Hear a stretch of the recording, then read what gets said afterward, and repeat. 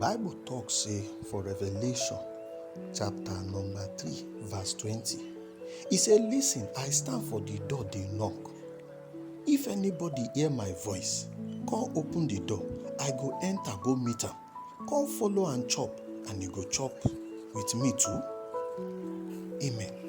Today as you dey comot, make Baba stand agidigba with you. Today as you dey comot, make Baba God carry you go better places where better thing go happen for you.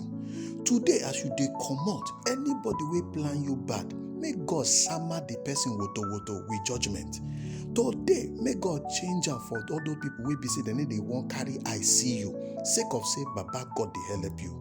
Today make Baba open door for you for where you no even know say door dey there.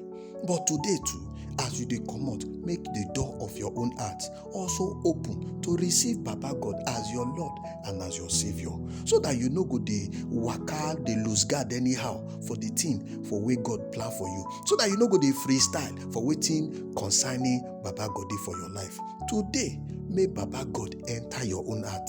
May Baba God stay gallant for your heart. May Baba God build mansion inside your heart, so that they go dey carry you, make He follow you chop, so that you go follow and chop. Today, as you dey go, may God bless you. May God sama you with blessing woto. May God carry everything wey He get, they put for your hand. Yes, so today as you dey comot, make better people meet with you. Make your market sell well. Make your business move well.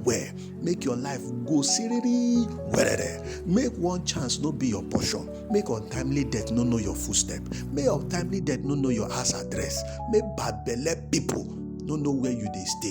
Today as you dey comot, make better news. Na be the thing we go dey hear. Na go just dey sama you left, right and center, because Baba dey your side. Baba God stand gallant for where you dey. No weapon wey enemy don plan go succeed for where you dey. Anywhere where they go arrange am, make it scatter for their head. Anywhere where they don't go put am together, say na you the one take and stop, make Baba God change am for them.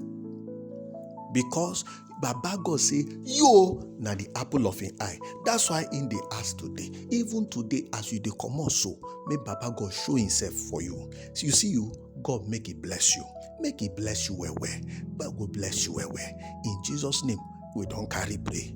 Amen. Go and succeed. Baba God dey your side. Amen. God bless you.